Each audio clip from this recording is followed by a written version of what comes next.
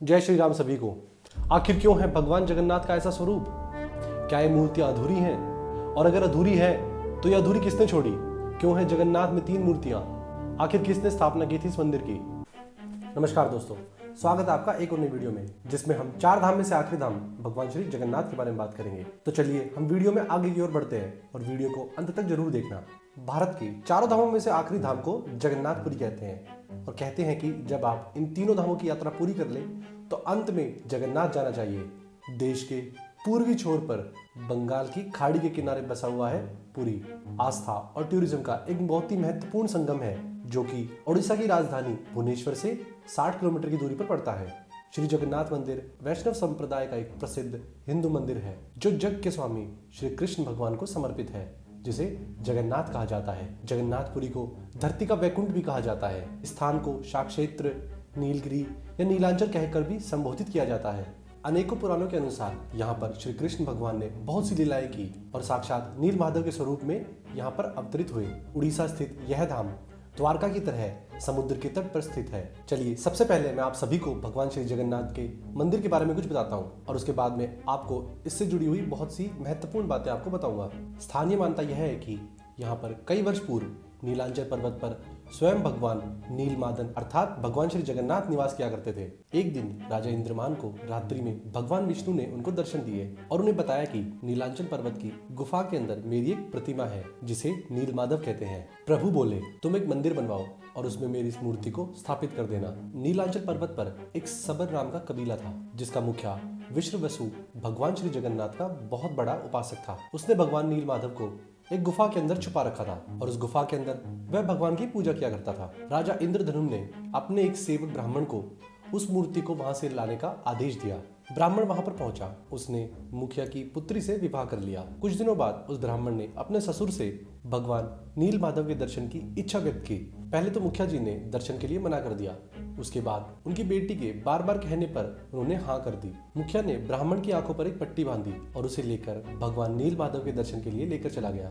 पर ब्राह्मण चतुर था। उसने अपनी चतुराई से जाने वाले रास्ते में सरसों की कुछ दाने लिए और उनको गिरता हुआ गुफा तक पहुंच गया। कुछ समय बाद ब्राह्मण ने उन्हीं दानों का पीछा किया, गुफा तक पहुंच गया और गुफा से मूर्ति को चुराकर राजन को सौंप दी। जब मुखिया को यह बात पता लगी कि भगवान की मूर्ति चोरी हो गई है, तो मुखिया को बहुत दुख हुआ और भगवान भी अपने भक्त को दुखी देखकर बहुत दुखी हुए और भगवान श्री जगन्नाथ अपने एक भक्त के पास वापस उसी गुफा के अंदर लौट गए। लेकिन जाते समय भगवान ने राजा इंद्रद्युम्न को एक वादा किया कि जब वह उनके लिए एक विशाल मंदिर का निर्माण कर देंगे तो भगवान श्री जगन्नाथ उनके लिए वहां पर वापस लौट आएंगे। इतना सुनते ही राजन ने एक विशाल मंदिर के निर्माण के लिए कार्य शुरू कर दिया और कुछ समय बाद एक विशाल मंदिर बनकर तैयार हो गया। कुछ समय बाद राजा इंद्रद्युम्न ने भगवान विष्णु से मंदिर में विराजमान होने का आग्रह किया।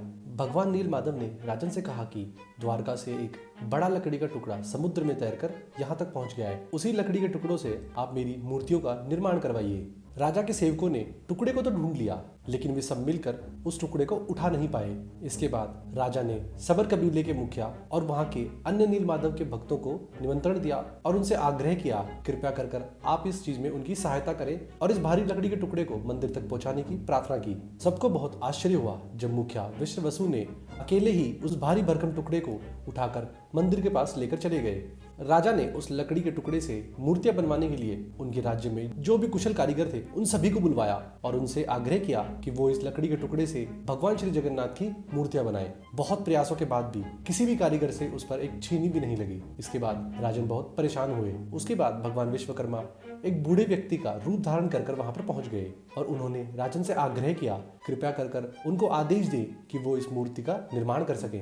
मूर्ति के निर्माण के साथ साथ उन्होंने अपनी एक शर्त भी रखी कि वह ये मूर्ति 21 दिन के अंदर अंदर बना देंगे, लेकिन उस 21 दिन के अंदर उन्हें कोई भी परेशान नहीं करेगा। वो यह मूर्ति अकेले में बनाना चाहते हैं, कोई भी उनको देखेगा नहीं। राजा ने उनकी सभी शर्तें स्वीकार कर ली और उनको एक कमरा दे दिया गया जिसमें कोई नहीं आ जा सकता था। इसके बाद लोगों को कमरे के अंदर से आरी, छीनी, हथौड़ी की आवाजें आने लगी। इसी बीच रानी गुड़ीचा, जो कि इंद्रद्युम्न की पत्नी थी, वह उस कमरे के नजदीक गई तो उन्हें किसी प्रकार की कोई आवाज सुनाई नहीं दी। वह घबरा गई और उन्हें लगा कि वह बूढ़ा व्यक्ति कहीं अंदर मर ना गया हो। इन सब चीजों से घबराकर रानी ने राजा तक एक सूचना भिजवाई कि अंदर से किसी प्रकार की भी कोई भी आवाज सुनाई नहीं दे रही है। राजा ने विश्वकर्मा की सभी शर्तों को अनदेखा कर उस दरवाजे को खोलने का आदेश दिया। जैसे ही कमरे का दरवाजा खुला, उन्हें अंदर कोई नहीं दिखाई दिया। वह बूढ़ा व्यक्ति जैसे कहीं गायब हो गया था। तभी राजा ने सामने देखा कि वहां पर 3 अधूरी मूर्तियां रखी हुई हैं। तो इसी वजह से भगवान जगन्नाथ की मूर्तियां अधूरी हैं। तब राजन ने गौर किया और देखा कि भगवान नीलमाधव अर्थात जगन्नाथ और उनके भाई बलदाऊ की छोटे छोटे हाथ बने हुए हैं, परंतु उनकी टांगे बनी ही नहीं है। और सुभद्रा जो कि भगवान श्री कृष्ण की बहन है, उनके तो हाथ पांव दोनों ही नहीं बने हुए हैं। इसके बाद जगन्नाथ ने उनको दर्शन दिए और कहा कि वे अब से काष्ठ की मूर्तियों में ही सभी भक्तों को दर्शन दिया करेंगे। राजा इंद्रद्युम्न ने भगवान जगन्नाथ की इच्छा को मानकर इन स्वरूप की अपूर्व प्रतिमाओं को मंदिर में स्थापित कर दिया।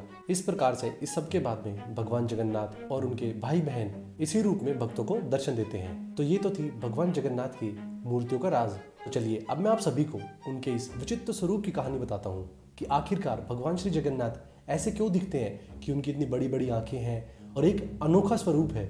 एक बार की बात है जब भगवान श्री कृष्ण की 16,108 पत्नियां माता रुक्मणी के पास गई और उन्हें बार बार विनती करने लगी कि माता श्री राधा कौन है, क्योंकि श्री कृष्ण जब भी सोते हैं उनके रोम रोम से श्री राधा निकलता है। उन सभी के बार बार पूछने से माता ने उनको श्री राधा चरित्र सुनाना शुरू किया। द्वारिका में श्री राधा नाम सुनकर श्री कृष्ण चौंक पड़े और माता रोहिणी के महल की तरफ दौड़ने लगे। उनको ऐसे सभा छोड़कर दौड़ते हुए देख उनके पीछे उनके भाई बलभद्र और उनकी बहन सुभद्रा भी दौड़ने लगी और तीनों माता रोहिणी के महल के पास पहुंचे। माता रोहिणी के महल की दीवारों के कान लगाकर राधा चरित्र सुनने लगे। श्री राधा चरित्र सुनकर वो तीनों लोग इतना प्रेम में डूब गए कि वो तीनों के तीनों पिघलने लगे। उनकी आंखें बड़ी बड़ी होने लगी और शरीर छोटा होने लगा और एक विचित्र सा स्वरूप बन गया। और यही विचित्र स्वरूप भगवान जगन्नाथ के रूप में विराजमान है। भगवान जगन्नाथ कोई और नहीं बल्कि भगवान कृष्ण ही है, जो कि श्री राधा के प्रेम में पिघल गए थे। तो बस इतना ही है आज की वीडियो में। अगली वीडियो में हम इसी के सेकंड पार्ट के बारे में आएंगे, जिसमें हम जगन्नाथ की रथ यात्रा के बारे में बात करेंगे और जगन्नाथ से जुड़े हुए और भी बहुत सी बातों के बारे में बात करेंगे। तो चलिए मैं अब आपसे विदा लेता हूँ। धन्यवाद। जय श्री राम, जय जगन्नाथ।